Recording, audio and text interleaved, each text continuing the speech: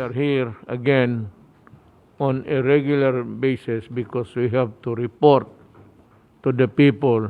I want it that way so as to educate my countrymen sa ano nangyayari, saan yung bakuna, saan yung pera, ilan ang dumating na bakuna, ilan na ba ang nagastos natin. So keep you posted of things that are really of interest to the people. Lalo na ngayon na kanya-kanyang batikos to their advantage. Kung saan lang sila makapabor, yun ang gamitin nila. But I assure you that we are all working diligently and truthfully. At gusto namin talagang makatulong. Whether this will help hasten the pandemic in the Philippines or not remains to be seen. We still have to have the vaccines in numbers because we have plenty of Filipinos to vaccinate. Now, ang importante siguro, mga kapatid ko, is that we talk first of what is important to you. Dumadating na yung bakuna, so I think that one of these days, everybody has to fall into line by sector. And with the added shipments arriving yesterday from Russia, let me thank the Russian people, the government, and President Putin for their kind-hearted support for the Filipinos.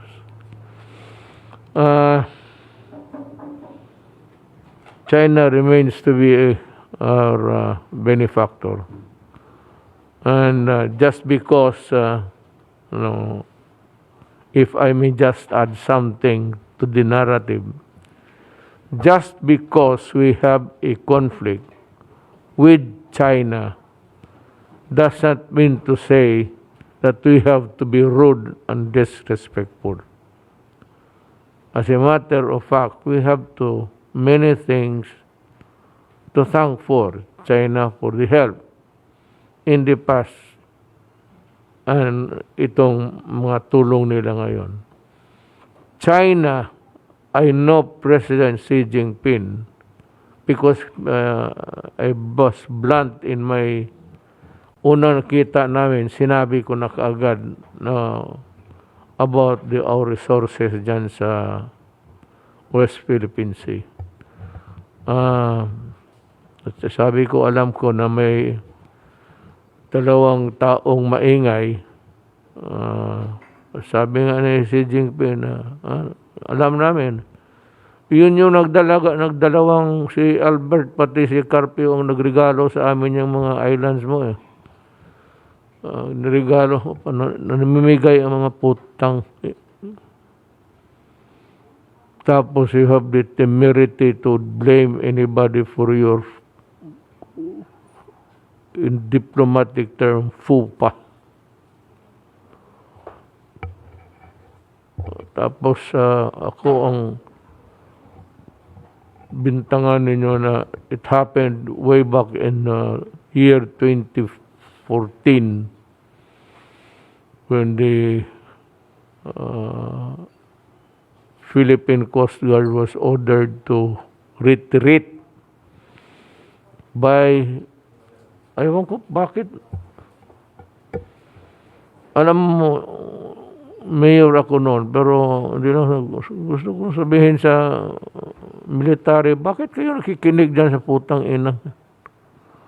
Huwag niya mag-retreat, hindi nga Pilipino ang mukha niya, tignan niyo. Oversize.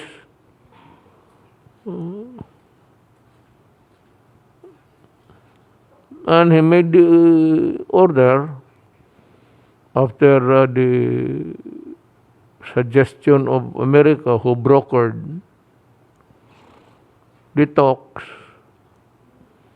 in a sense, the talks failed in favor of China. So, umatras tayo, doon na nagka-letse-letse ang buhay. Ngayon, pagdating ko, nandyan na yung barko, yung mga ulol, yung dalawa, ako na ang pagbubintangan kasi I am not asserting enough. Ano pa ba ang puro matay abogado siguro, what would be the best evidence really to fight for and die for? If you have a piece of paper and say, I'm going to die, I'm going to fight for my life, for my property, and for my happiness, ipag-away ko to. Bakit hindi nyo ginawa kayo mga... Ngayon na history is being made, recorded every day, you want yourselves to free from any liability.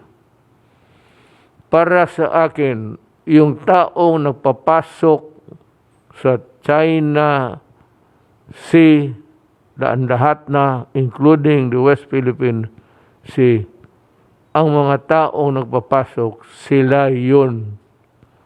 At ang nagpapasok kasi umatras kay ang Pilipinas at pumasok upon the orders.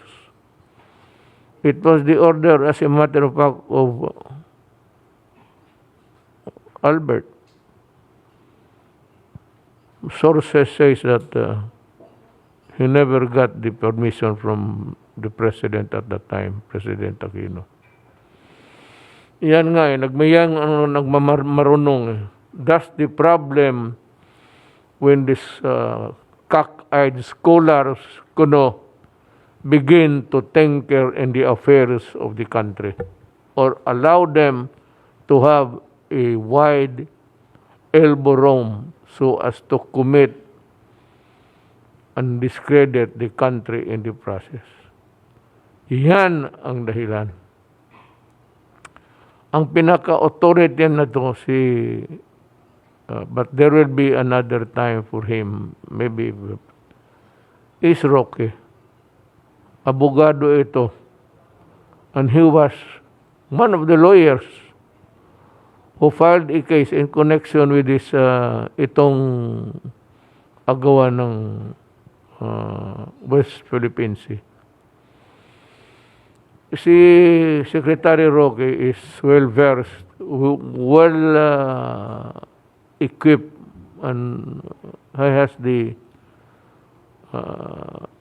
knowledge of what really happened. He is the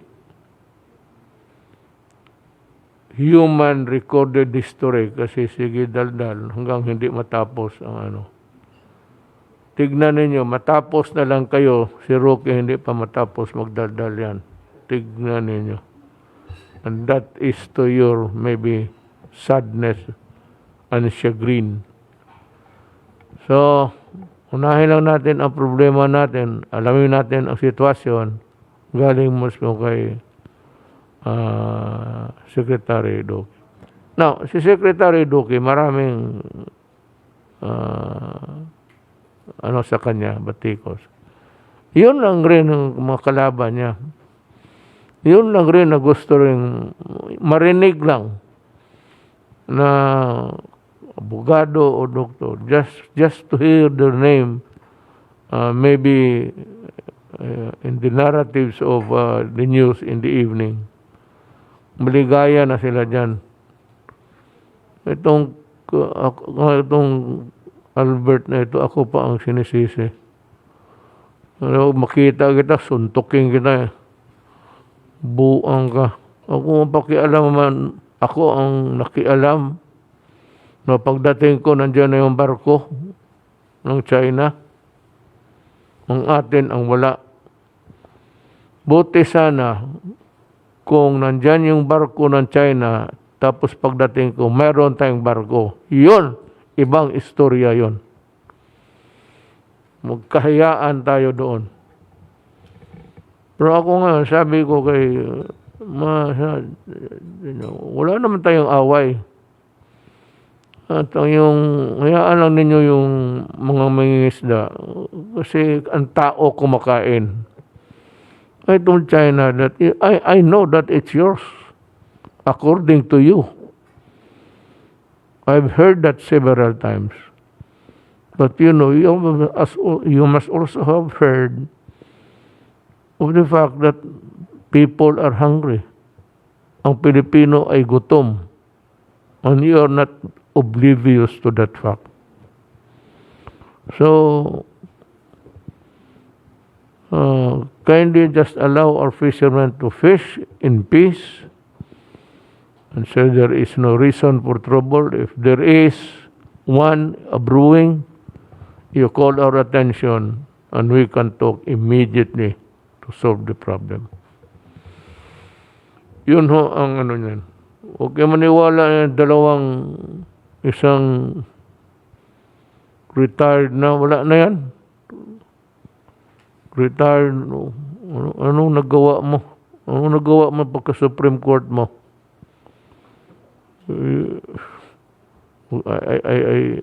I want to say something pero ayaw kung it might degrade into something. Kaya hintuan mo na pang pagyayabang ninyo. Mga insultong ako, kayo yun, alam mo ano talaga ang problema? Putang ina, wala kayong bayag. Yan ang totoo. Nasa gobyernong ito, kung presidente ka, kung hindi ka marunong pumatay, hindi ka marunong mamatay, hindi walang pag-asa saan ka magtago. Every time there's a conflict, you mean to say, we will hide? Kayo nag-stand up doon. Ang aking armed forces, ng inyong armed forces rin, were ready to die for their country. Kayo yung mga walang bayag sa opisina, puro papel ang hinahawakan, wala namang aksyon na pupunta. May baha dito, may problema dito, may sunog, landslide. Inyo, newspaper lang, pati yung mga kaso. Ewan ko kung ilang kaso na hinausyaw ninyo. Ito si Albert, sumipot lang ato. Pretending, Albert is pretending to be in public. Noong ko pa nahalata yan. He acts like with finesse. Sinasadya niya. Parang a diplomat of the making of the century. Alam mo, sa totoo lang, hindi ako nimala. Una, hindi ka Pilipino. Hindi yung Pilipino yung mukha mo. Hindi maniwala sa'yo. Bakit kita kunin, I don't even think that, pakita mo nga yung, residence certificate mo kung Pilipino ka ba? Ito si Carpio, tumaba na ng gusto. Walang ginawa kung hindi magdadaan, tumahimik ka nga ang putang ina mo. Let's check. Tapos madaldada ako, nagamura. Bakit? Ganun naman talaga ako. And there is one thing fundamental that you said, I never in my campaign as president promised the people that I would retake the West Philippine Sea. I did not promise that I would pressure China. I never mentioned about China and the Philippines in my campaign because that was a very serious matter. You need to have a diplomatic talkative dyan. Hindi ako dyan. Nandiyan sa ating foreign affairs. Trabaho nila yan. I never, you pretended to work on it. Ako wala. Kasi wala naman akong, never promised anything. Just because I'm president, gusto ninyo magipag-away ako. Walang question yan. Baski ngayon. Mayroon tayong barko dyan ngayon sa ano. Sabi ko, stay put kayo.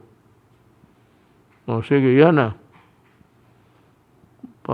Baya pagdating ng panahon, marami kayong daldal. Maghanda kayo magpakamatay. Kaya, ROTC man siguro itong mga gagawin to. Kaya unang ipadala ko doon. So much for that idiotic persons. Let's go now to the main topic of the evening. We have present ngayon Secretary Roque, Secretary Galvez, then we have Secretary Anyo, then Secretary Villar, also sa panel, Secretary Carl Kenrick Chua. Natawag ko pa kasi nagmaskara, may mask na, may face mask pa. And he was seated in your seat doon sa dulo ng table. I thought that si Secretary Abalos, akala ko siya ikaw. Sabi ko, Secretary Chua, do you want to add anything to discussion? Sabi niya, hindi po ako si Chua. Si Abalos po ako. Napahiya ako, sabi ko, sorry. Madali man mag-sorry kung totoong nagkamali ka. Sorry rin sa iyo.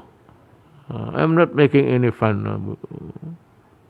But it was really the truth. It was a bit funny and embarrassing, to say the least. Na Secretary Roque, he would like me to call you to begin your story tonight.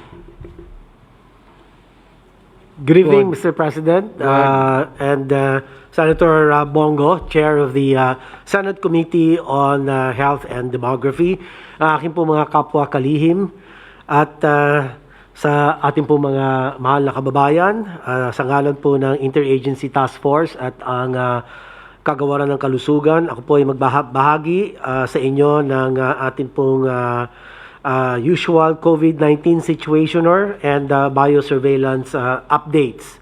Ito po ang mga pangunahin na mensahe po natin. Can we have the next slide, please? Ang ating pong pangunahin mensahe ngayong linggo, una po, patuloy na bumababa ang mga naitatalang kaso sa buong bansa, kabilang po rito ang National Capital Region.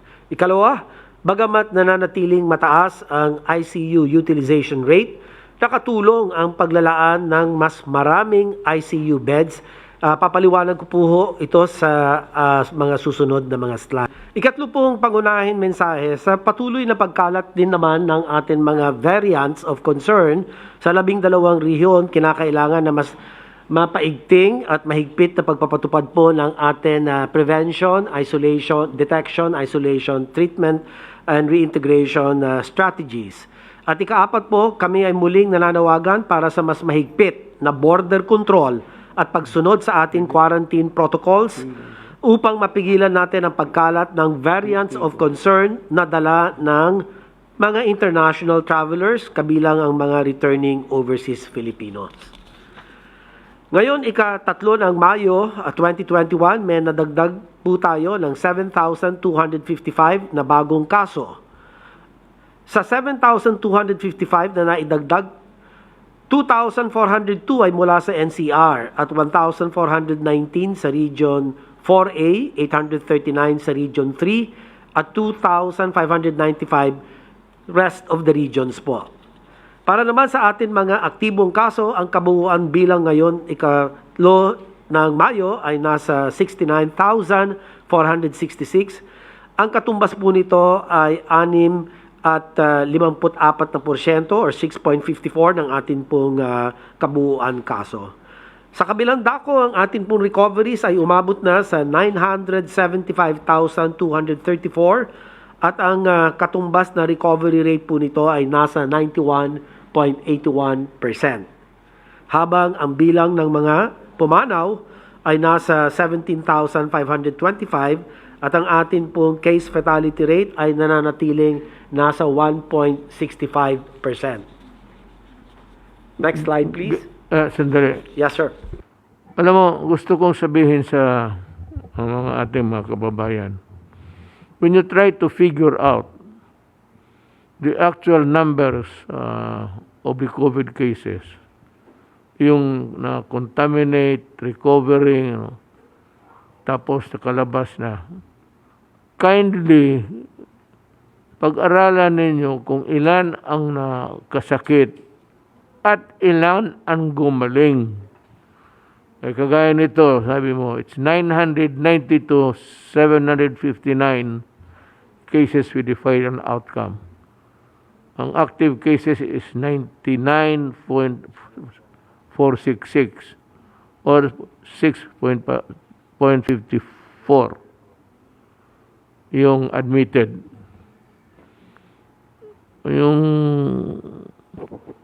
Pero ang rate ng recovery, tignan naman ninyo. Ang final outcome is 992,759. Ang recovery, recover is 975,234 or 91.81%. Ang namatay, 17.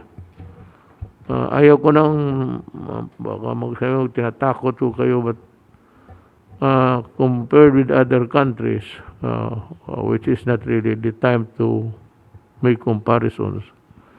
But we're doing good in the fight against COVID. And Secretary Roque is the hero there. Sige ho.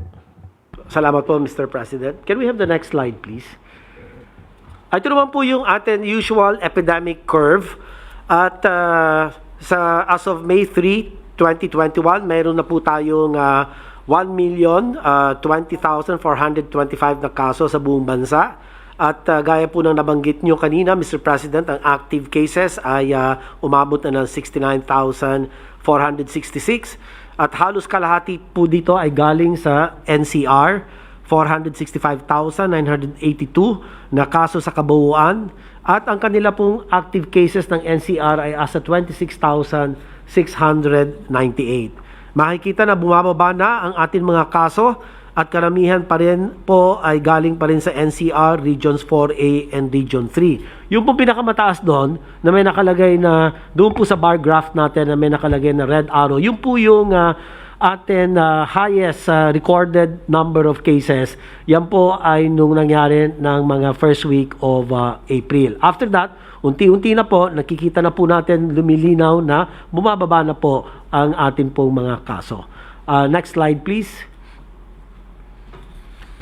Ito naman po, sa kabuuan, sa nagdaang linggo, mayroon na italang average of 8,227 na kaso bawat araw.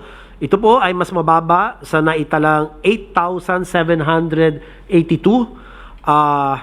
average daily cases noong April 19 to 25. So makikita po natin yung nakalagay po sa red shaded area, yung trend na pababa from April 12 to 18, tumaas tayo 10,187 ang average 7-day cases at April 19 to 25 bumaba po tayo ng 8782 at ngayon po sa 8227 na lang po tayo. Pero ang pinupuntirya po natin, sana maipababa natin dun sa January-February level natin na 1,700 average daily cases lang po from January to February. Next slide, please.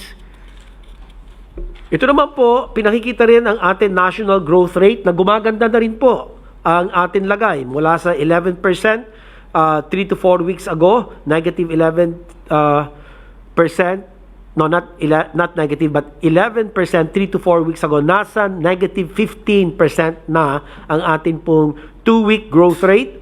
At bumaba rin ang ating average daily attack rate. Ito po yung pinakita ninyo, Ginoong Pangulo, na ADAR mula 9.21 at ito po ay bumaba sa 7 na kaso for every 100,000 na individual. 10 regions naman rin ang may negatibong TWGR kasama ang NCR and Region 11 kung saan consistent ang negative growth, habang 8 rehiyon naman ang nagpakita ng trend reversal. Sa kabilang dako, tinututukan natin ang regions 3, 9, 4B, 5, 10, and 12 na nagpapakita naman ng pagtaas. Nananatiling NCR po ang may pinakamataas na average daily attack rate na nasa 24.99 na kaso sa bawat 100,000 na individual.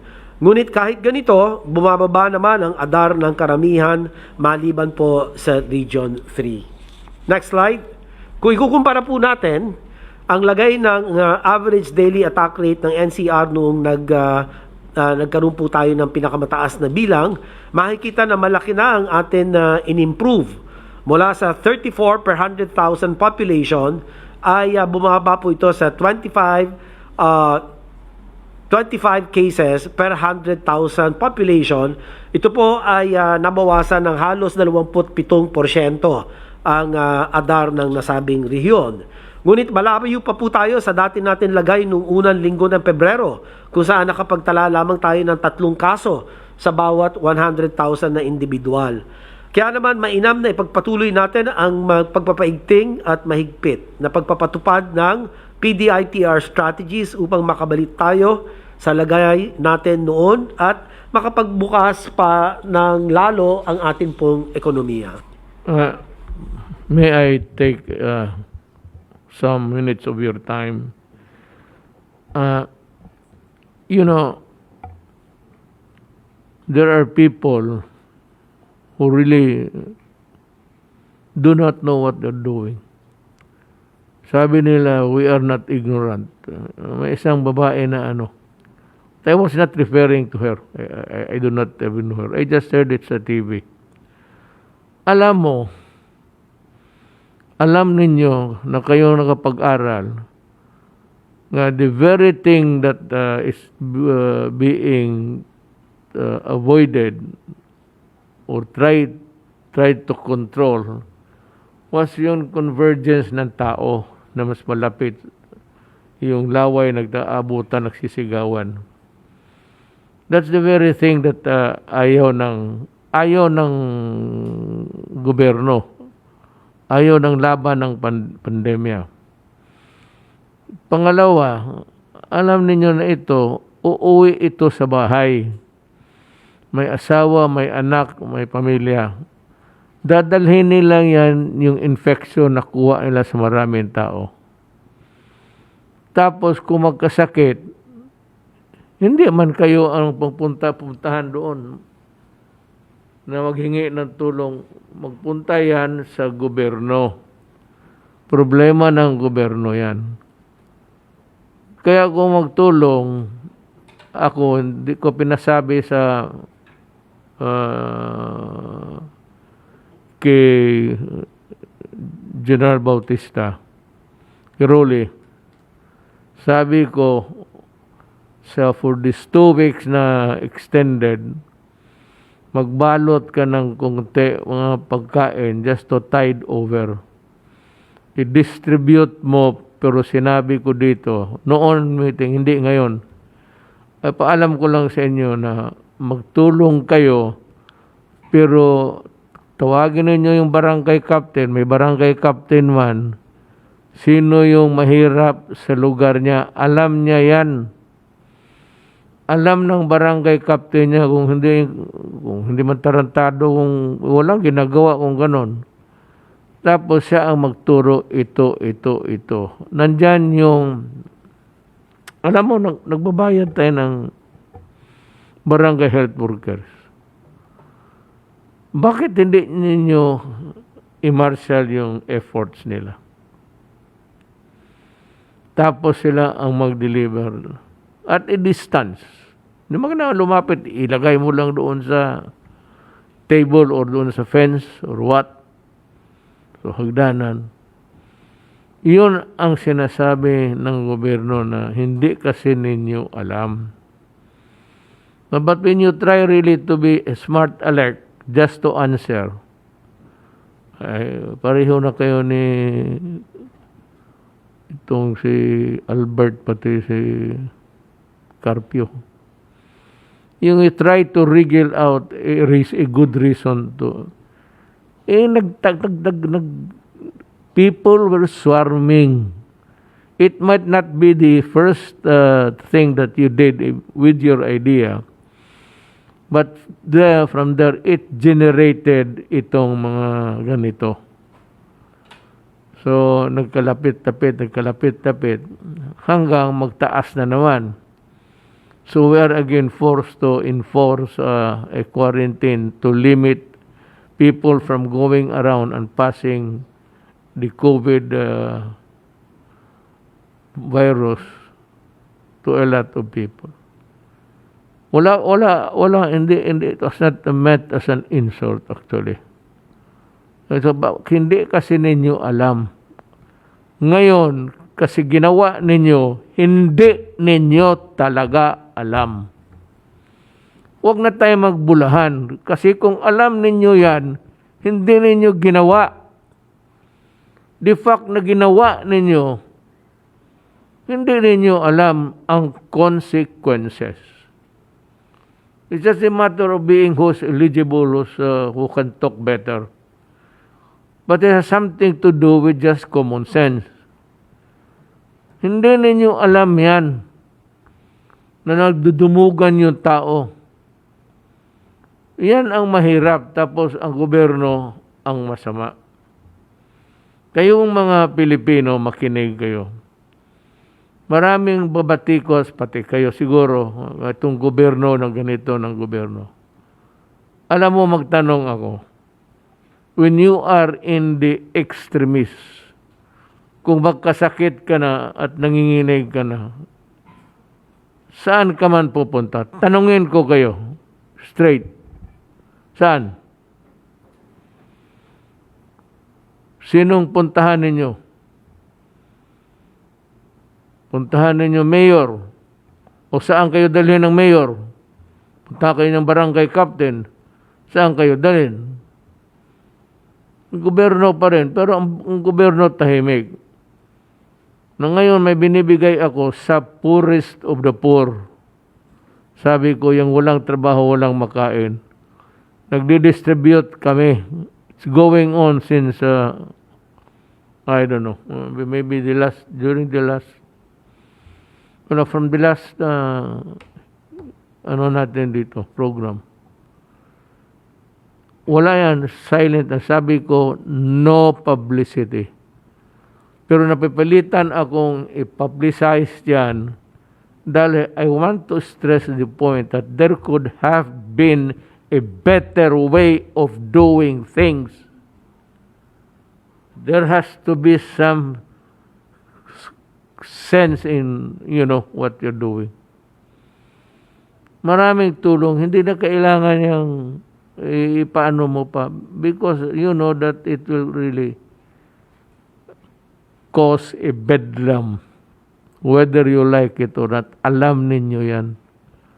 Alam ninyo ng gutom, this will increase.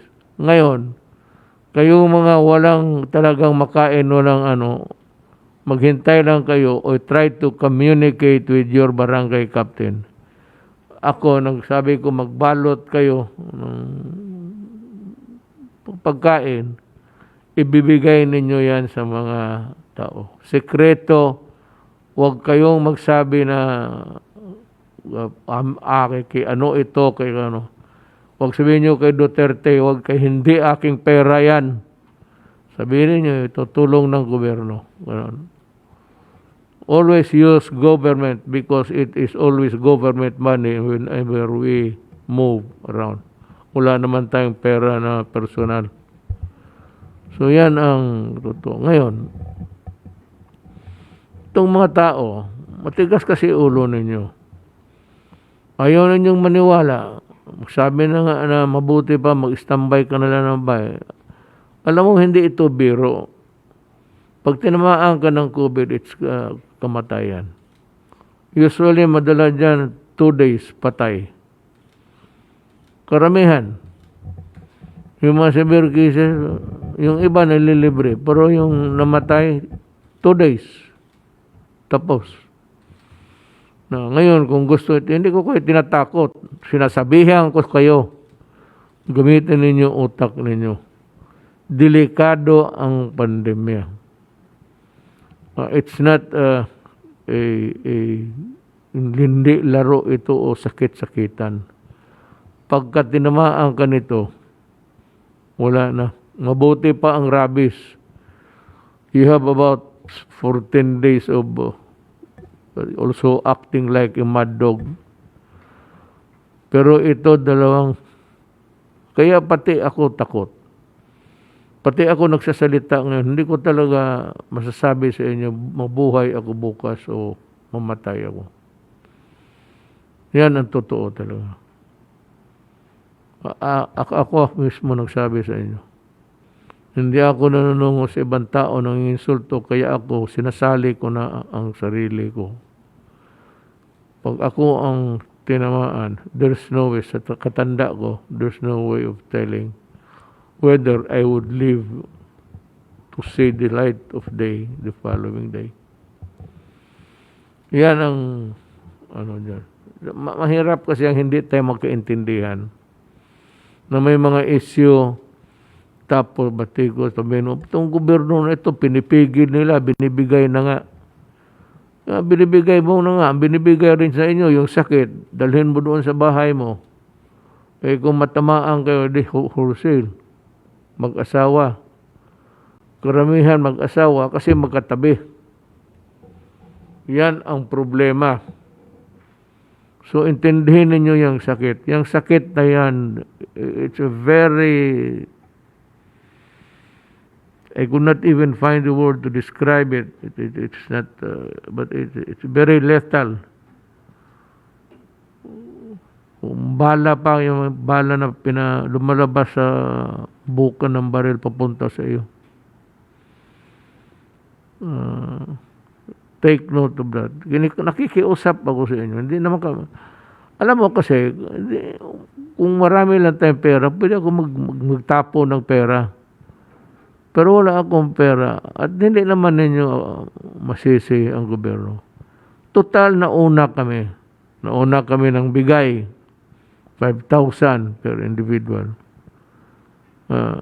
Yun, just to pakita sa inyo na ang gobyerno may kukunti lang nga. Pero ang gobyerno may ginagawa.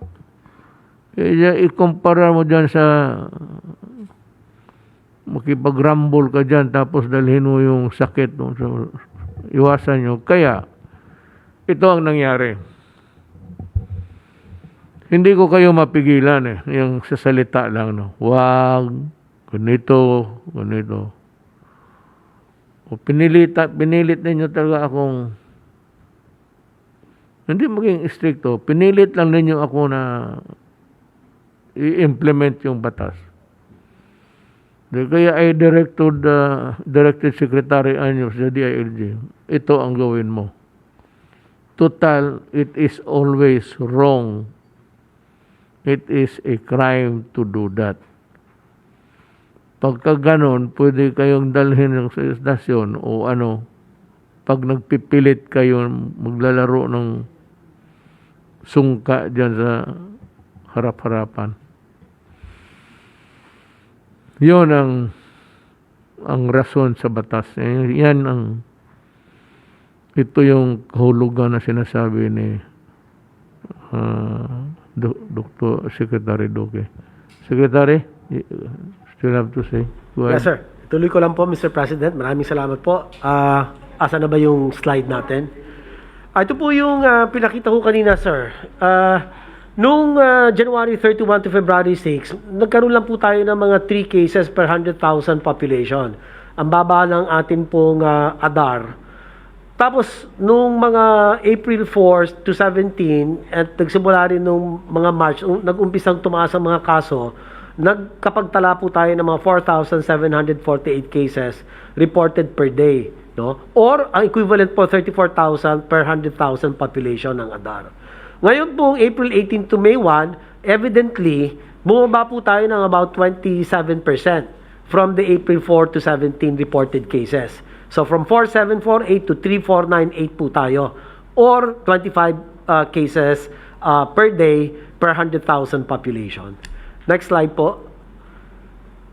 Ito naman po yung atin na tinatawag na healthcare utilization rates. Ano po? Pasensya na po kayo at medyo busy po yung slide, no? Kasabay po ng pagbaba ng atin mga kaso, bumubuti rin po ang lagay ng atin healthcare utilization rate or HCUR dahil ito ay dalawang dahilan. Bumababa po ang na-admit na pasyente at ang sabay po natin pagpapalawig ng atin mga capacities, in particular yung hospital ICU bed capacity. Sa kasalukuyan po, Region 2, ayun po, medyo hindi lang po ganong kalinaw. Dito po, siya na lamang po ang nasa high risk bed utilization rate at nasa 72%. Kung atin pong titignan naman ang ICU utilization rate na nanatiling nasa high risk, ang NCR, ayun po, sa 74% ang ICU utilization. Ibig po sabihin yan, nasa high risk pa rin po tayo at balak po natin mapababa po yan to moderate risk and then eventually sa low risk or less than 60% ICU utilization rate. So, ang Region 2 naman po ang may pinakamataas na mechanical ventilator utilization at 68%. Sumunod ang Region 9 kung saan ang parehas ay nasa moderate risk. Ito na po yung nakikita natin dito. Ang binabantayan po natin, itong may mga ICU utilization rate na higher than 70% and above. Tapos, ang ating pong total bed utilization ay ang NCR as a 57% or low risk. At ang CAR, ganun din po, as a 70%. Ang Regions 3 and Region 4A, 59 and 65% respectively. Next slide. Sa National Capital Region naman po, makikita na karamihan ng 6,373 admitted patients ay moderate, doon po sa gray shaded area, doon sa graph. At mild, yun naman pong orange, makikita rin na tumaas ang ating supply ng mga kama sa NCR dahil sa pagpapatupad natin ng surge capacity. 50% for government hospitals ang hiningi po natin at sila po ay nasunod. At 30% naman for private hospitals. At ito upang maka-admit ng mas maraming pasyente pong nangangailangan. Next slide. Tumaas rin ang atin pong... next slide please. Ayan po. Tumaas rin ang atin ICU capacity sa NCR, particular sa atin DOH hospitals. Mula 215 lamang noong April 18, mayroon na po tayong 491 ICU beds as of May 2. At dahil ito ay atin pong pagko-convert ng mga isolation rooms into ICUs. At karamihan naman ng mga naka-admit sa ICU ay mga confirmed and probable cases. Next slide. Bumaba rin po ng 21% ang mga pending admissions sa mga emergency room ng ating DOH hospitals mula April 18 hanggang Mayo 2. Nakita rin namin na bumaba ang bilang ng mga emergency patients na nare-refer na po sa step-down facilities at bahagya mula April 26, ngunit nakikitaan muli ng unti-unting pagtaas. Nangangahulugan, ito na decongested na ang ating mga level 2 and level 3 hospitals. Sunod na slide po, nananatili naman bumababa at nasa low risk ang ating TTMF utilization rate. Yung pong next slide please. Ito po makikita natin ang national TTMF utilization natin ay nasa 21% lamang po. Samantalang ang NCR ay asa 55%. Ito po ay bumaba ng 8%. 1 to 2 weeks ago, nasa mga 63% po ang utilization natin. Kaya patuloy na bumababa po rito.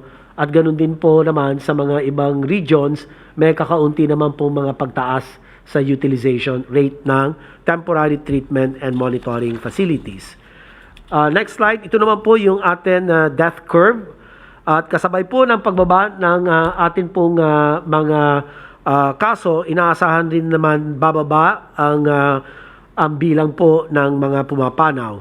Subalit sa kasamaang palad, nalagpasan na po ang ating kasalukuyan peak, ang pinakamataas na naitala nung nakaraang taon. Yung po makikita natin, ang peak natin was August at 2,127 or an average of 89 deaths per day. At ngayon po, nung April, tumaas po tayo ng 2,424 at 81 average death daily of 81 po. So hopefully, ito po, kasabay nung pagtaas ng mga kaso natin ay unti-unti na rin bumababa. So, next slide. Para naman po sa atin biosurveillance updates, patuloy na dumadami ang nagpapositibo sa B1.351. Ito po yung South African variant at ang B.1.1.7 UK variant. At kasalukuyan, ang South African lineage na ang meron na pong pinakamataas na bahagi at 18.17% sa 5,917 samples na may lineage. Yan po yung atin 5,917. Yan na po yung nakikita natin na B1351 representing 18.17%. Sunod po ang B1.1.63 ang Hong Kong lineage at 17.81%. Samantalang ang UK variant as a 16.02%. So, yan na po ang ating pong pinakamaraming mga variants in circulation. So, Mr. President, yan po ang aking report. Meron pa bang next slide? Tingnan ko lang. Ito naman po yung atin lamang tinatawag na strengthening the COVID-19 response strategies. At sa pagpasok po ng Mayo, nagkaroon ng ilang pagbabago sa ating quarantine classification na tinatawag po natin sa kasalukuyan ang MECQ Flex. Inaprubahan kamakailan ng IATF ang limitadong pagpapasok ng mga tao sa ilang piling establishmento, ngunit kinakailangan na titiyak ang mahigpit na pagsunod sa ating pong minimum public health standards. Inilunsad din ng DOLE, DOH, DILG, DOT at DTI ang tinatawag pong nabanggit ko na mas maaga kanina, ang Safety Seal Certification Program. Kung saan tinitiyak na isang lugar o establishmento ay sapat at wasto ang pagsunod sa atin pong minimum public health standards na set by the government at ang pag-adapt ng Stay Safe Contact Tracing Application. Patuloy din ang pagpapalakas ng ating health system capacity sa pamamagitan ng pagtaas ng ating pong dedicated COVID-19 beds in public and private facilities. Sa kasalukuyan, meron na tayong 33,628 total dedicated public and private beds for COVID-19 at may karagdagan 521 ICU beds from March 28. Bringing the total number of beds to 2,849. Kabilang na rin po rito ang patuloy na pag-augment ng mga kinakailangan healthcare workers sa ating pong mga pasilidad. So, yan lang po, Ginoong Pangulo. Maraming salamat po sa pagkakataon at handa na po akong sumagot sa inyo pong katanungan. We resume, ladies and gentlemen, and I call on Secretary Galvez to make his report. Sir, Mr. President, Senator Bongo, my fellow cabinet members, good evening po. Ngayon po gabi, we will have a presentation on the update on the deliveries and also our rollout on our national vaccination program. Sir, dito ngayon po nung last April, ang dumating po na vaccine lang po ay yung Sinovac na 1.5 million. So total na po ng lahat na dumating po sa atin po is 4,040,600. So sa Sinovac po, meron po tayong 3.5 million. Sa Seneca, 525,600. At dumating po ng May 1 ang Gamaleya Sputnik. Sir, nagpapasalamat po tayo sa ating ambassador. He is very emotional, sir, na naluluha siya, sir. Kasi at least medyo sabi niya, nakatulong kami sa Pilipinas na mapaabot ang kanilang vaccine. Opo. Opo. Si Ambassador Marat Pablo po, sir, talagang halos lumuluha siya, no? Makita niya yung mismong Sputnik vaccine na dumating po sa atin. And then, ang magandang balita pa rin po, mahal na Presidente, is sa May 7, mag-scale up na po ang Sinovac. Noong dati, tigwa 500 lang po ang kanyang dating. Ngayon, one tranche po, 1.5 million sa May 7. So maganda po ito, makikita natin na ito, tataas po yung ating tinatawag na rollout. Ang ating average siguro sa everyday, baka tumaas po ng 70 to 90. So, all in all po sa May, magkakaroon po tayo ng 4 million. At ngayon po, we are negotiating with the USEC, Robert Borge, na magkaroon po ng steady supply ang Gamaleya. Kasi ang strategy po natin, at least yung Sinovac, nagpapasalamat po tayo sa China, na they committed really na yung kanilang mga supply talagang safe and secured and steady. Steady po tayo. Naaangat din po yung kanilang, ang kanilang delivery from 2 million sa May, aangat po na 4.5 million sa June. And then ganun po rin po ang strategy natin na sana yung Gamaleya, we are negotiating na maging 2 million siya in every month. Kasama na po ang May at saka po yung June. And then also, we are also negotiating with COVAX and WHO na inaasahan din po natin na mag-deliver po sila ng AstraZeneca at saka po yung Pfizer na pinangako po nila na 2.3 million. Next slide, please. So, sa ngayon po, tingnan po natin yung status ng rollout natin and vaccine deliveries. So, sa ngayon po, meron na po tayong natanggap na 4 million and then na-deploy na po natin yung 3.7 million, meaning nandun na po yun sa mga administration area. At meron na po tayong 1.6 million or 1,658,539 na Filipinos na already been vaccinated. And then meron po tayong vaccine na administered, both first dose and second dose, for 1,948,080. So malapit na po tayong mag-break ng 2 million mark. And nakikita po natin na papataas din po yung ating mga deliveries. Starting po ng June, magkakaroon na po tayo na more or less 10.3 million doses. Dahil po darating na rin po ang Moderna at saka po yung AstraZeneca. So 4 na po ang magdi-deliver this coming June. And ganoon din po sa third quarter, darating na rin po yung ibang mga deliveries. Pero po yung Novavax, ang nakikita po natin kahit dahil may nangyayari po sa India, ay baka po mabawasan o ma-delay siya sa September dahil nakikita po natin kailangan ng India ang supply ng mga vaccine. So kung makita po natin yung target po natin ng vaccination ay balak po natin na iangat na ngayong May, makakavaccinate po tayo ng mga more or less 2 million po na Pilipinos.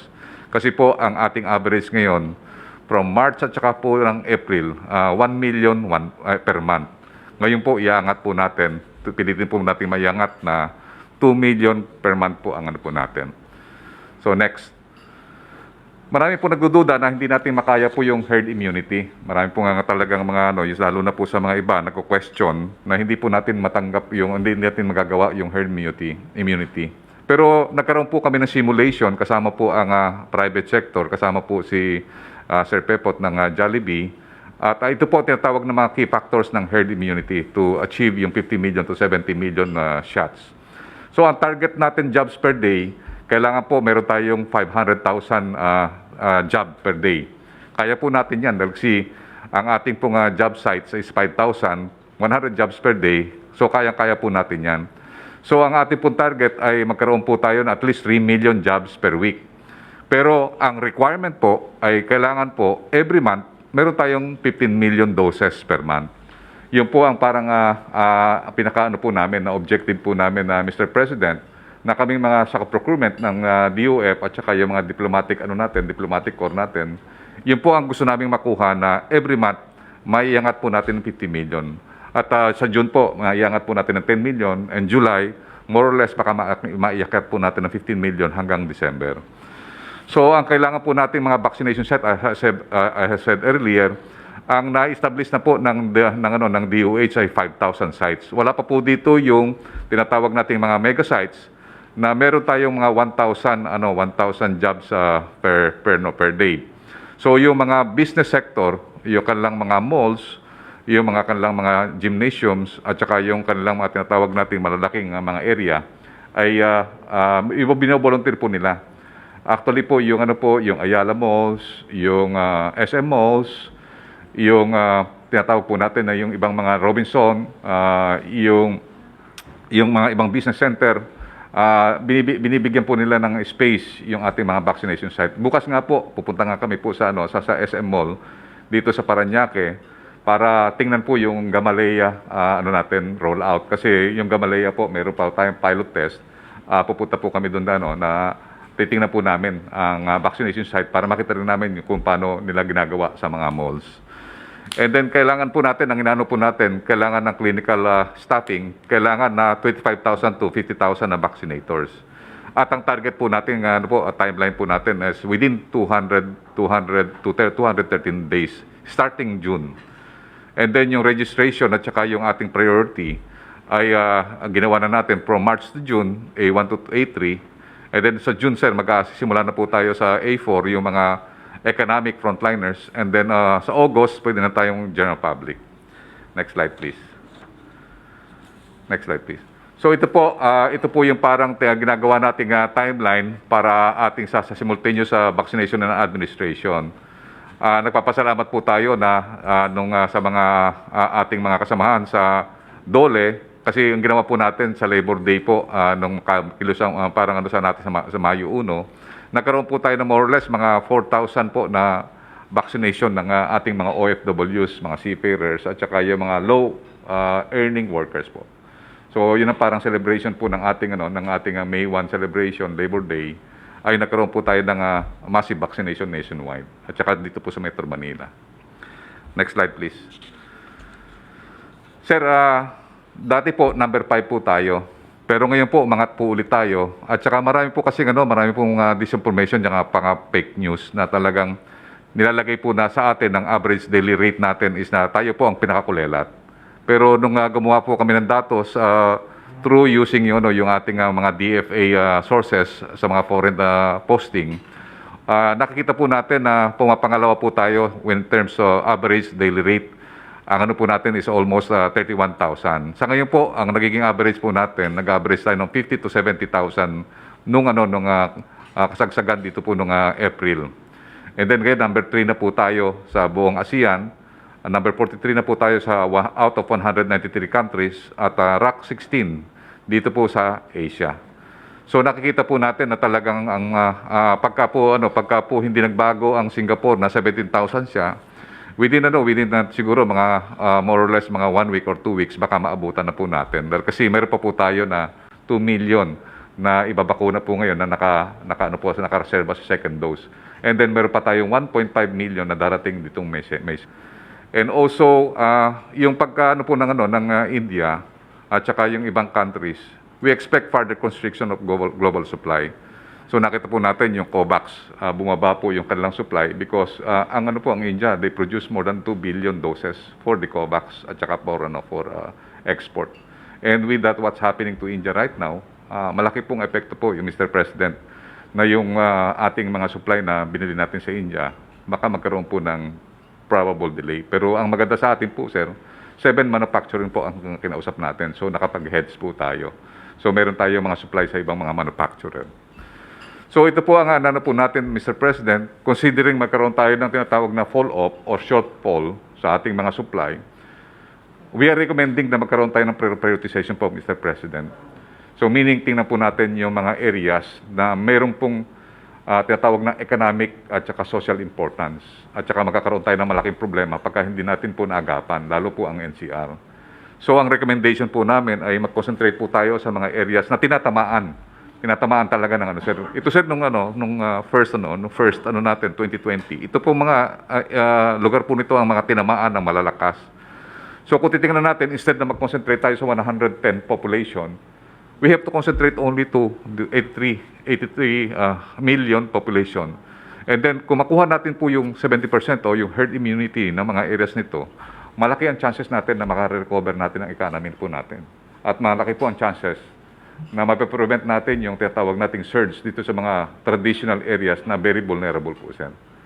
So ganun po ang gagawin po nating strategy kasi kung magkakaroon tayo ng shortfall doon po sa constriction ng global supply, we will target more or less mga 50 to 60 population instead of 70 to 80 to 90 para ang ano po natin targeted po ang ano po natin. So yun lang po, mahal na Presidente, at maraming po salamat. Thank you, Secretary Galvez.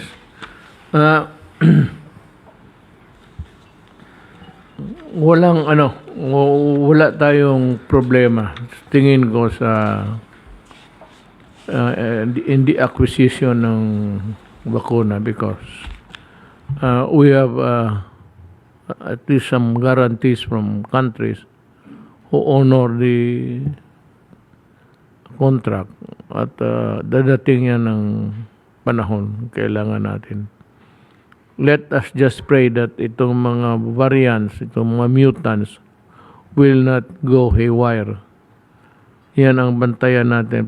Baka hindi na makontrol ng isang bakuna lang and we do not have insight yet na anong pinag-aralan ngayon ng mga scientists. This would be another challenge maybe to our mga native natin scientists to work harder. Tsaka kaya man nila ito kung talagang trabahoin nila. Hindi man tayo nagkulang. We will provide them all what that is necessary really to make a conclusive finding if they have one. So, ang sunod natin ito si Mark because of the construction.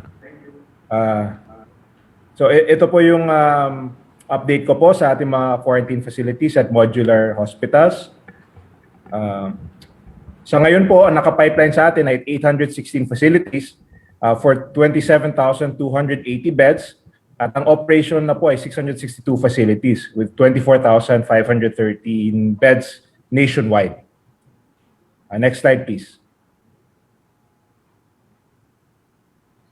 Ito po yung breakdown ng ating mga modular units. Karamihan po ay quarantine isolation facilities, 603 with 23,046.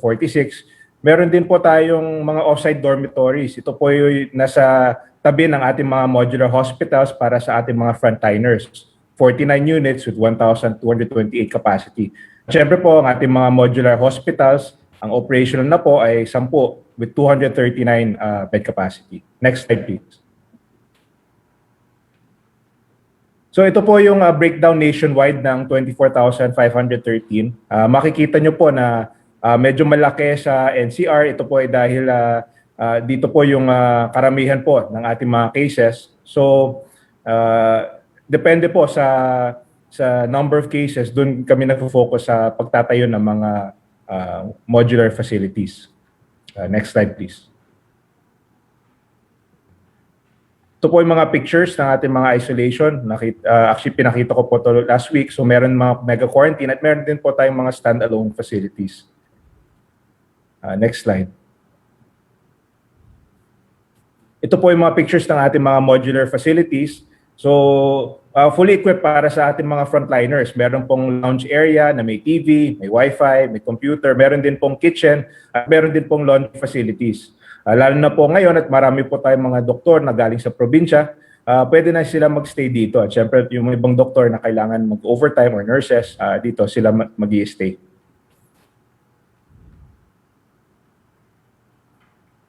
At syempre po ang ating mga modular facilities, as of now, meron po tayong 10 modular facilities with a 239 bed capacity. Ito po ay fully equipped para sa ating mga COVID patients, may negative pressure. Meron din pong nurse facilities katulad ng nurse call button, antibacterial cladding, meron din pong sariling oxygen supply para sa ating mga sa ating mga COVID patients. So kaya niya i-treat yung mga mga mid to severe cases. Kaya fully equipped po ito at marami na pong operational. 239 beds are already operational. Next slide please. Ito po yung mga pictures. Just recently po, na-operationalize na po yung facility sa Batangas City. Tumataas din po ang cases sa 4A. So ito yung isa sa mga kabubukas lang. So makikita nyo naman po, fully equipped po ang ating mga facilities sa Batangas. Next slide please. At ito po ay very much needed. It's a NKTI. This is a very specialized po modular hospital para sa ating mga COVID, para sa ating mga dialysis patients. Sa ngayon po kasi wala pang dialysis area para sa specifically sa mga COVID. So ito pong bagong building ay designed para sa ating mga COVID patients na nangangailangan po ng dialysis treatment. Makikita nyo po may individual rooms per patient, and this can service up to 60 treatments per day. So kausap ko po yung doktor sa NKTI, yun po ang mga COVID, yun po ang mga average COVID patients per day, 60. So sakto lang sa requirements nila itong NKTI facility, at binanggit po ni Secretary Galvez kahapon na turnover na natin bukas. Next slide please. So ito po basic update. So yung natapos na recently, yung NKTI, which is 60 bed capacity, tapos may units tayo sa Batangas City. Ang operation na po ay yung 5 units sa Quezon Institute, may isang unit sa Lang Center at isang unit sa Jose Rodriguez. At yung ongoing, meron po tayong 14 units with 308 bed capacity. Meron po tayong 44 beds sa Quezon Institute, additional sa existing. Malaki po yung sa Lang Center, that's additional 110 beds. Meron din po tayong 44 beds sa Southern Philippine Medical Center. Meron din tayong 22 beds sa Viluna, 22 beds sa Hospital ng Maynila, 22 beds sa Pasig City General Hospital, at 44 beds sa Las Piñas General Hospital. So by the end of the month, karamihan po ng mga bed capacity ay matatapos. So malaki po madadagdag sa ating hospital capacity by this month.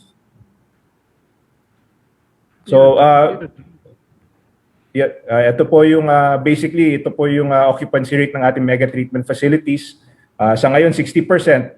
Nung last meeting po natin nasa 70% halos yung occupancy rate natin, at ang target po talaga is ibaba up to less than 60%. So ngayon po bumaba na po ang occupancy rate, nasa 60% na tayo. At also for Oplan Kalinga, ito po yung mga hotels na ginagamit as quarantine, may occupancy rate tayo ng 64%. Next slide please.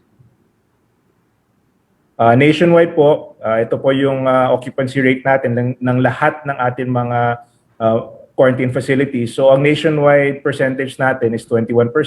Mataas lang po sa NCR, 50.97%.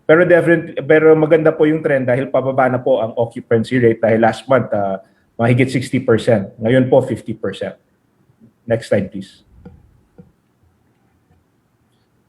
Yun lang po. At tuloy-tuloy naman ang pagtatayo natin ng centers, and definitely hindi tayo titigil until magkaroon tayo ng buffer sa ating medical facilities. Maraming salamat po, sir. Secretary Villar, can I say something? You are truly a Filipino.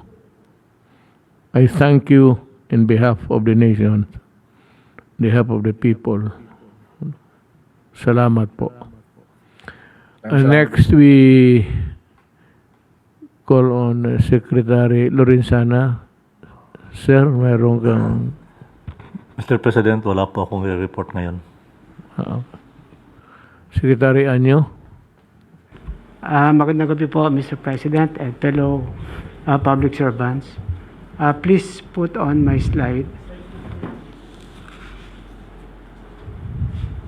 Magbibigay lang po ako ng update dito po sa ayuda na inyong pong inutos na kailangan ipamigay sa mga low-income families at mga indigent families at individuals.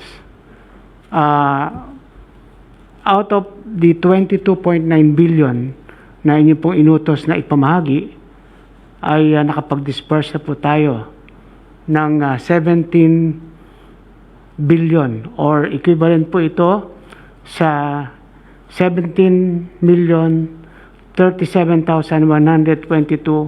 beneficiaries out of the total of 22,915,422 beneficiaries, or a total of 74.35%. Yan na po yung napamahagi natin. Ang breakdown po, next slide. Sa Metro Manila po ay kabuang 8,632,336 beneficiaries out of the 11,172,988.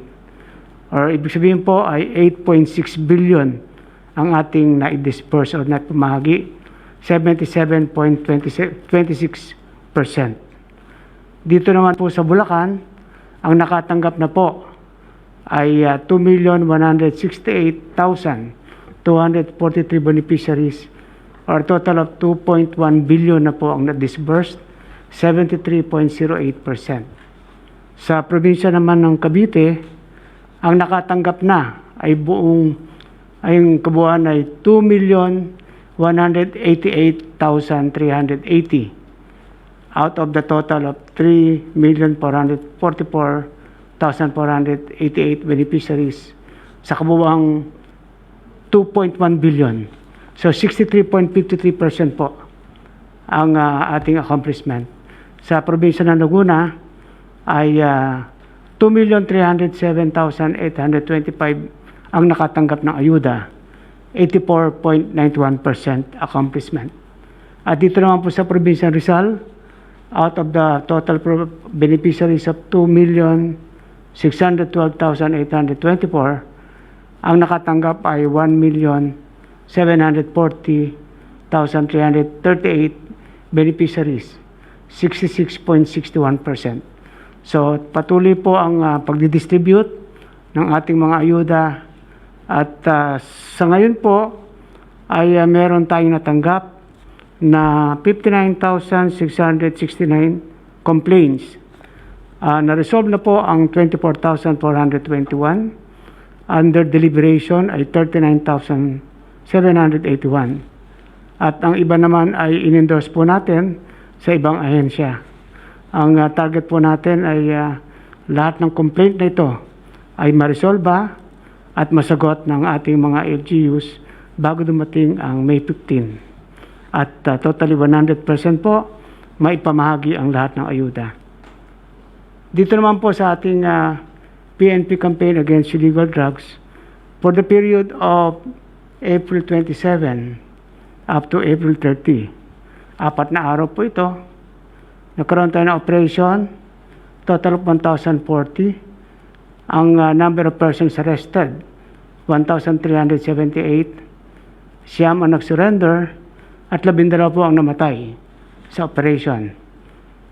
Totally nakapag-kumpiska tayo ng 35.3 kilos of shabu, 103.17 kilos of marijuana, for a total worth of 252,909,235 pesos and 20 centavos sa 4 na araw na operation. Sa inyo pong pag-uutos last week na i-direct ang ating mga local chief executives, ang governors, mayors at barangay captains na siyang manguna sa pag-implementa ng IATF guidelines on the prohibition against mass gathering, katulad po ng mga party, piyesta, tupada, at iba-iba pang mga gatherings. Napalabas po ng memo circular ang DILG. Ito ay naka-address sa ating mga local chief executives, sa bar minister ng local government, sa ating mga regional directors ng DILG, sa chief PNP, upang i-define po ano ang mga roles ng ating local chief executives sa pagpapatupad ng minimum public health standard, lalo na po sa prohibition against public or mass gathering.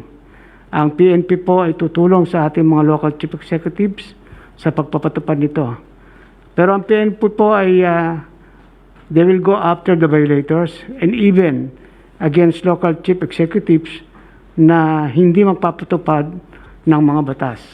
So ito pong ating memo circular ay meron pong 5 selling points. 6 na selling points po. Ang una po, dinefine natin kung ano yung mga mass gathering sa iba't ibang community quarantine level. Pangalawa po ay dinefine natin ang duties, responsibilities ng mga mayors, governors, at lalong-lalo na ang mga barangay captains. At dito rin po ay dinefine natin ang duties at roles ng mga Philippine National Police at ang supervisory powers ng higher LGUs over the lower LGUs. At isang salient points po ay ang liabilities ng mga local chief executives. Dito dapat ipatupad ang ITF guidelines at ang RA 11332, especially Section 9, Paragraph D and Paragraph E, mandatory reporting of notifiable disease and health events of Public Health Concern Act. Kailangan ipatuwad po rito ang mahigpit na pagbabawal sa mass gathering at ang paggamit po ng revised penal code. Kung ang ating mga local chief executives ay nagka-failure sa pagpo-prosecute ng mga violators, mayroon din po tayong batas na magagamit para mag-file ng administrative at criminal cases sa ating mga local chief executives. At kung kinakailangan pong magkaroon ng pagka-aresto, ang ating Philippine National Police po ay nakahanda. At ang pinakahuli pong selling points, yung citizens feedback mechanism. So kailangan po mayroong mga complaint centers at hotline numbers kung saan mag-uulat ang ating mga mamamayan. So ipatutupad po namin ito at mahigpit po nating sisiguruhin na walang magaganap ng mga mass gathering habang tayo po ay nasilalim ng mga community quarantine, lalo na sa MECQ. Yun lang po. Maraming salamat po. Thank you, Secretary Anyo. Nakita ninyo yung distribution ng ayuda ngayon. Now you see the rationale of why I got men from the uniform service na retired. No, there's always marami naman ring katiwalian, pero when you are trained to be straight, in all probability you will remain straight. Yun ang kakaganda sa ayuda natin. Lesser complaints meron. We will never run out of complaints, pero meron, pero hindi ganoon karami, hindi ganoon ka-serious na blatant ang harap-harapan ng katiwalian na ginagamit because somebody is doing his job. This is not something or it's not the right to be praising people, but someday I will have a word for them. Dadating rin yan. So, Carl, you have something to report. How are we doing? Can we survive? Mahal na Pangulo, magandang gabi po kay Senator Bongo at mga miyembro ng gabinete. Ang iulat ko po ngayon ay yung update sa National ID. Kasi malaki po ang maitutulong ng National ID sa ating COVID-19 pandemic recovery. So gaya po ng inulat ko dati po sa Malacañang, dahil sa COVID-19 pandemic, ay ginawa po nating 3-step approach ang National ID para para maiwasan natin yung mahabang pila sa registration center. Kasi bawal po yan kasi we have to maintain the social distancing and health protocols. So yung step 1, ito po yung house-to-house or online collection of data and setting of appointment. Nagsimula po tayo last year in October. Yung house-to-house po, ginagawa po natin yan sa mga mas mahihirap na kababayan natin. At yan po ang priority kasi sila po ang walang ID. Tapos, nagsimula rin tayo last week ng online system. Yan yung ipapaliwanag ko po mamaya. Pagkatapos po ng step 1, pwede po sila pumunta sa registration center sa bawat probinsya para yung kanilang biometrics ay ma-capture. Ito po yung fingerprints, yung iris scan, at yung picture. Kung naalala nyo po, mahal na Pangulo, ito yung dinaan nyo po, yung sa Malacañang, yung nagpa-register po kayo sa national ID. So tapos na po kayo. Tapos yung step 3, ito yung pagbigay ng actual ID cards. Ito ay nagsimula last May 1. At so far, may nabigyan na po ng national ID. So sa next slide po, ito po yung ating achievement sa national ID. As of today, we already registered 33.4 million individuals for step 1. So malaki na po yung progress natin. Nagsimula po tayo last year, October 12. Ngayon po, as of May 3, nasa 33.4 million na po tayo. Pagkatapos, yung step 2, ito po yung pag-capture ng biometrics, ay nasa 6.4 million na tayo.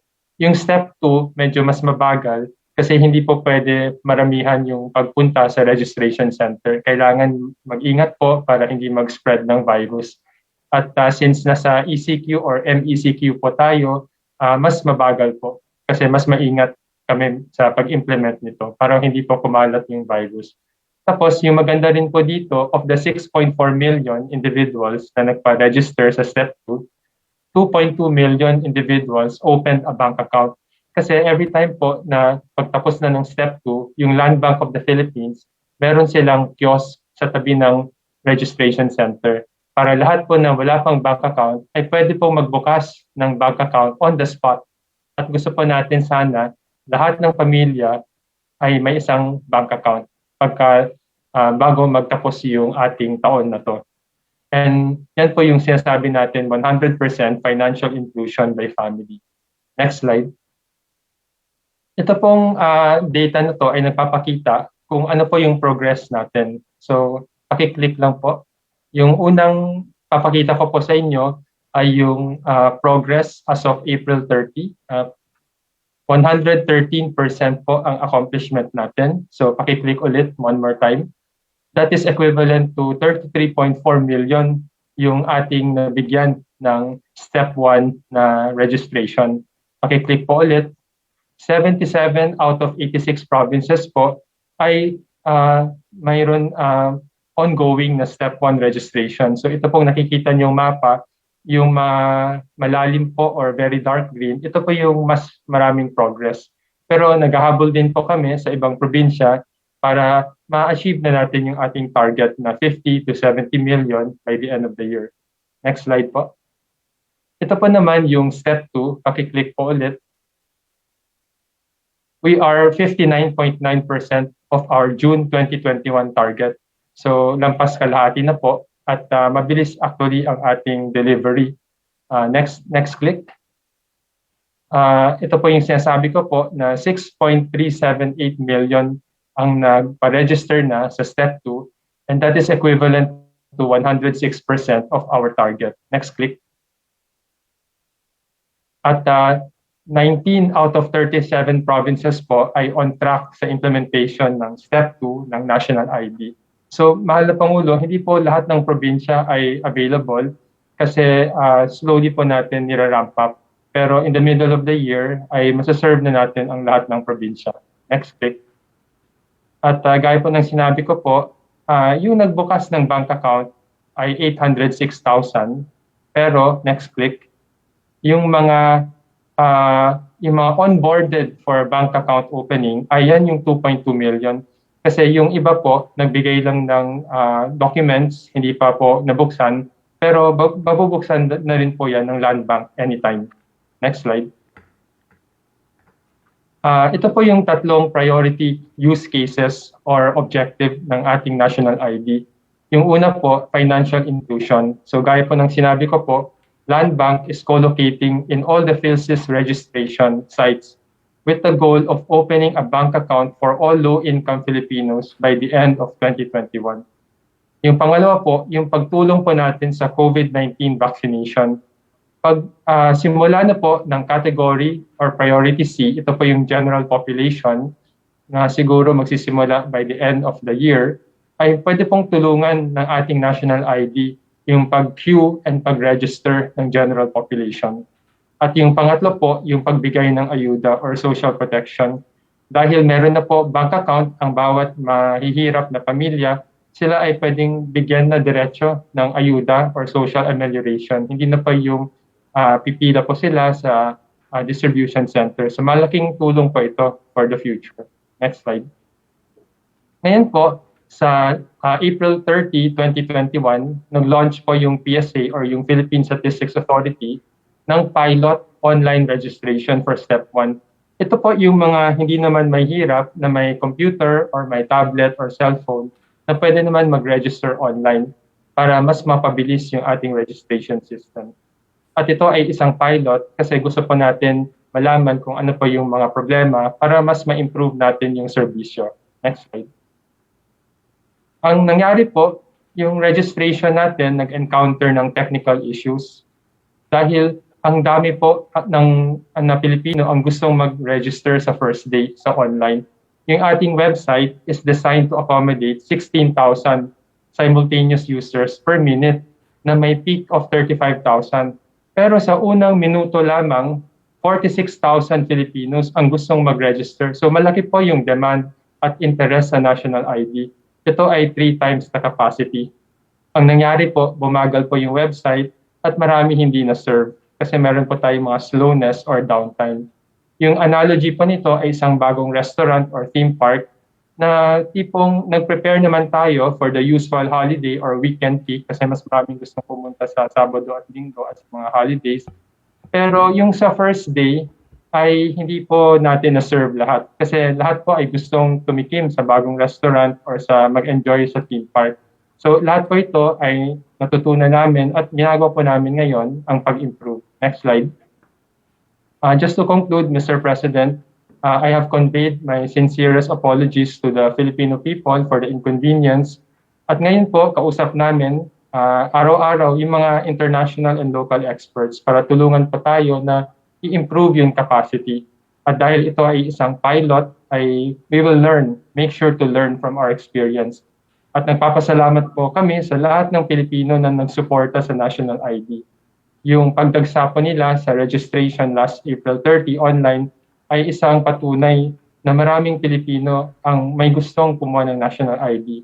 At pag may National ID na po sila, ay mabibigyan po natin sila ng mas maraming serbisyo. At matutulungan po natin yung recovery ng ating bansa. So yan lang po ang aking ulat, mahal na Pangulo. Maraming salamat po. Thank you, Carl. Let me, my 2 cents statement dito sa trabaho mo. First, dito sa ID. Unahin itong ID because this has been long in coming. Actually, it was during the time of President Ramos. The military establishment, of course, it was always part of the insurgency campaign, mga kalaban ng PA. They were always suspecting it, but they made a strong lobby and made a strong noise so that nothing came out of it. So this is something which has been long, I said, been the dream of every administrator in government. You are one, so I congratulate you. Do not worry. You have done. You give your precious time to the people. Saludo ako dyan.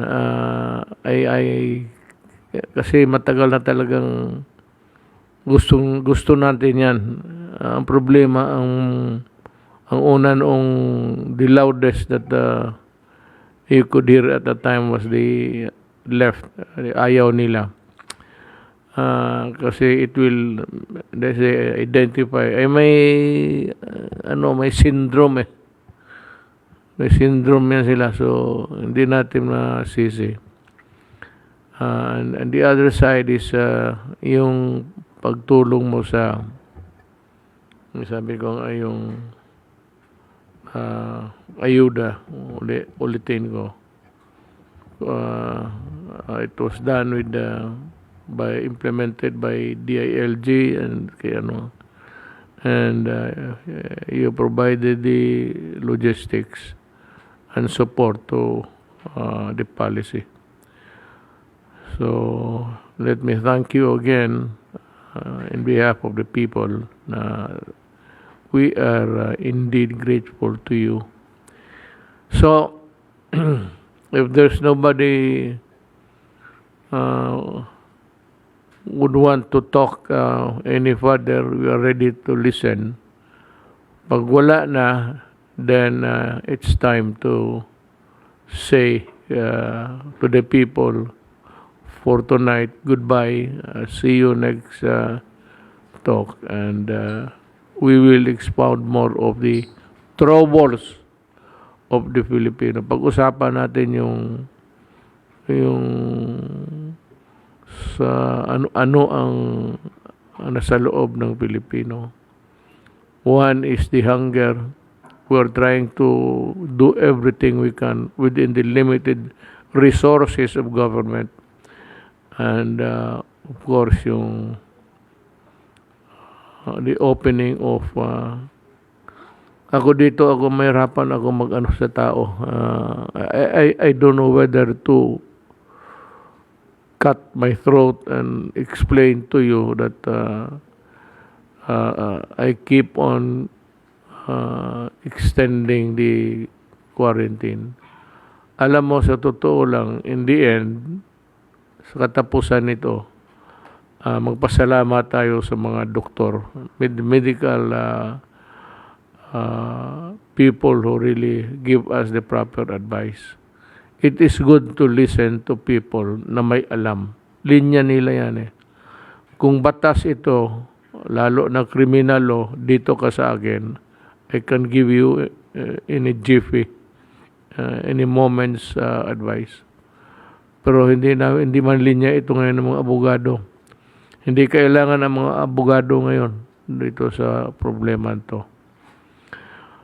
But let me assure to the people that once things begin to clear, we will lift the quarantine immediately without delay. Sa mga kasamahan ko, maraming salamat sa pagkinig ninyo. And I hope that you continue to listen to government. Hindi kailangan na makinig kayo ng mga speeches. There is no speech, walang speeches dito. No speeches except serious talk about seryosong usapan sa ating problema. And maraman ninyo kung paano ang ginagawa namin. Salamat po. Magandang gabi sa inyo lahat.